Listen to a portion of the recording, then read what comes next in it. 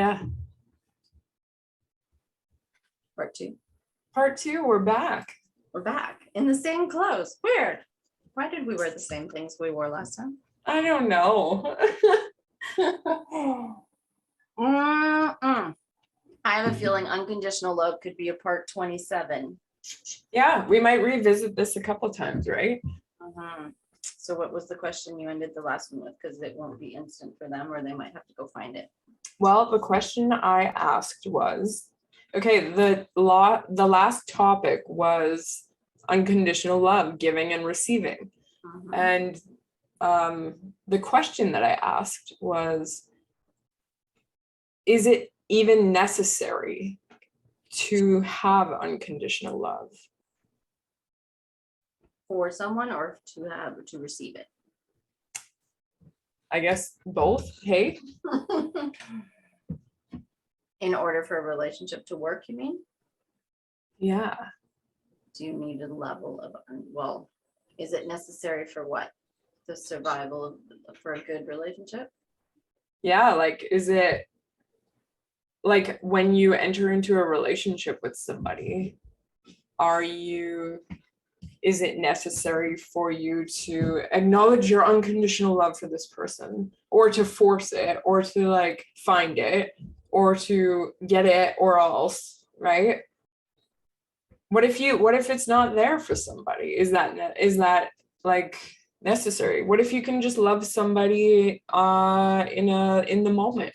Is that appropriate?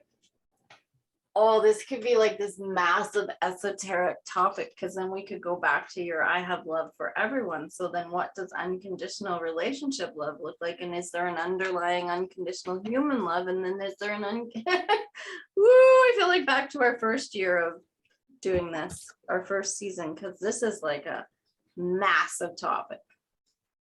Yeah. Massive topic. I would think if you're fully walking in your humanity, you would want to have, there's a certain level, like you said, of unconditional love. But if we're going into romantic, do you have to have unconditional love? No, because what if you're in it for the lesson? Yeah. I mean, I think for me, it's like, I'm in a relationship right now. If my partner really hurt my feelings, really broke me, I mean, it's easy to say because we're not there, but I don't think I could ever not love the person. Right. So, and by that, I mean, I was talking about my ex-boyfriend the last time. I don't necessarily want to be with him. Scratch the necessarily. I don't want to be with him. I'd say his name just so my other exes don't know that it's them. It's like, it's not most of you. It's just one of you. But it's like, you know who you are. Yeah, oh fuck, he would never listen to this. But it's like, I don't want to be with this person, but I do still love them. And in my heart, I want them to succeed in life. I want them to be happy. I want them to find what works for them. And this is somebody like crapping all over me the whole time I was with them, right? And that's not like me martyring myself for it. It's like, hey, I literally have no connection to it anymore. I wish the best for this human being. So is that unconditional love? I would say so. But is that a different kind of unconditional love than a romantic unconditional love, right? Right. Is that like the unconditional love we have for each other? Yeah. And like for humanity, right? Right. And is humanity's unconditional love, our love for humanity, a different unconditional love than we have for each other? Or is that the same one? And then what's on top of that? What layers it? Well, I think if a person has unconditional love for humanity, then there's no way you couldn't have it in a romantic. Yeah, exactly. Right? But not does everyone have unconditional love for humanity? I don't think so. Yeah, I don't think I think that there's a lot of people who don't even think that way. No. Right? We'll be like, what the fuck are you two talking about? Yeah, listen to this hippie. Like, Look at this hippie in your bathing My suit. lipstick. Okay, so then let's just get back to before we out talk ourselves. So we only have like 4 or 5 minutes. Wait, hold on here. For the record, I'm not a hippie. Neither am Okay, I. continue. Not that we don't have unconditional love for all hippies.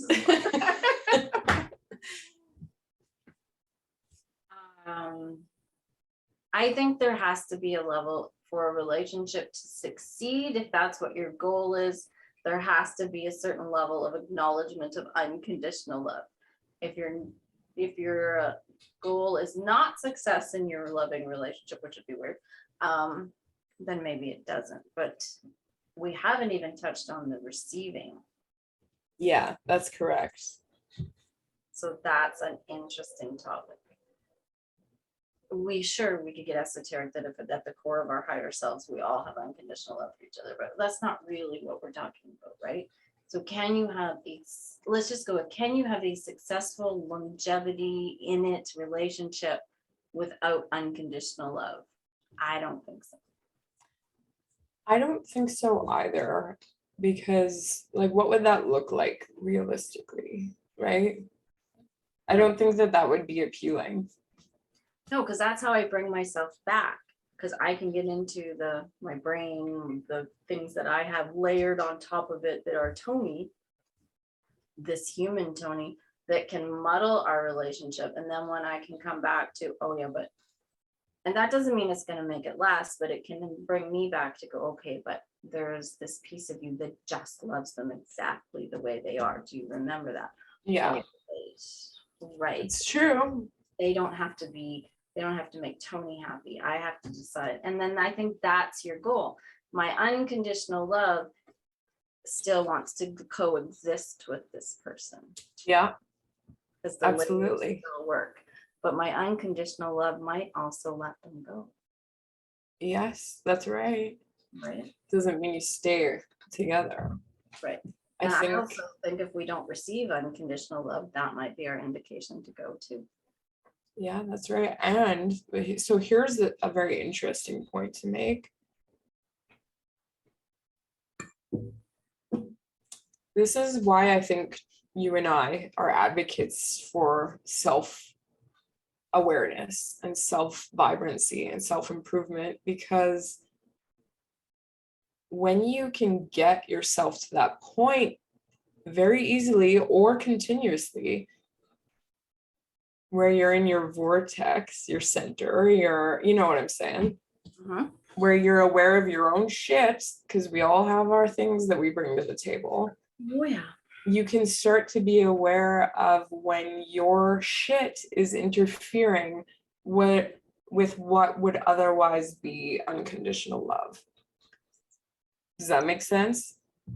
100%, because then I think we then unconditionally love ourselves. And if I unconditionally love myself and unconditionally love that person, they will make the decision probably to stay or go, because if my vibration of unconditional love is so high they can't stand it, they'll have to leave.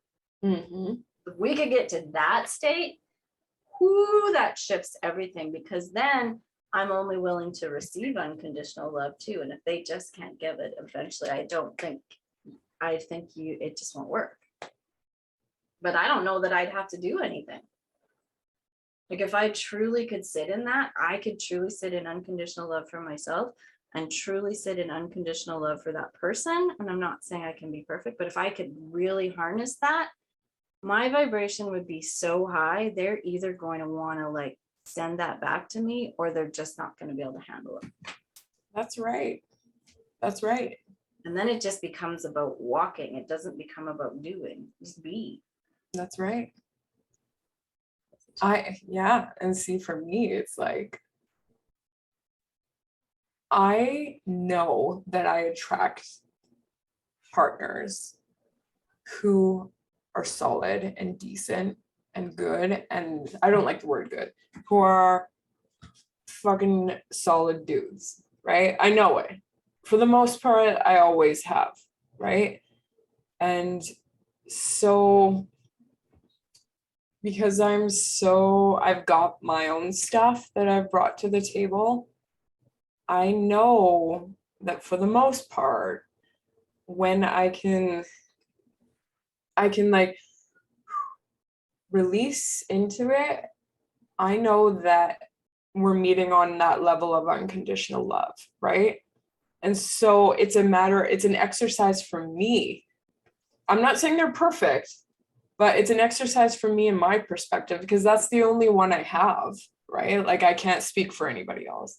So me and my perspective is like, release my own shit, let go of it, let it sit, let it settle for a bit, and then just see if you and your partner are meeting on that unconditional love level. Because if you make room for yourself to be on that level, you take your baggage and you get the fuck out of there, right? You clear your own baggage out.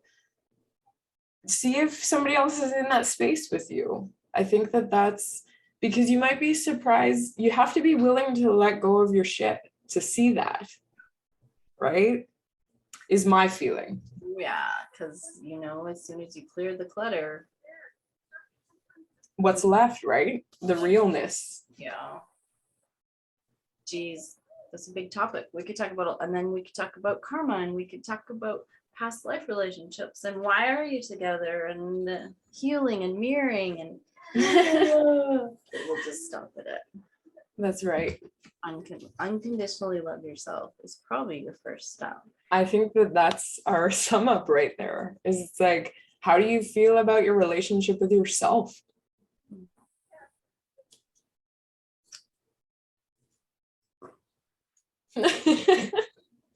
Should I pick up my mic and drop it? Okay, next topic. Don't end it. Come work with us at our linktree.com site, www.linktr.ee/redlipstickbabes. Can't wait to see you there.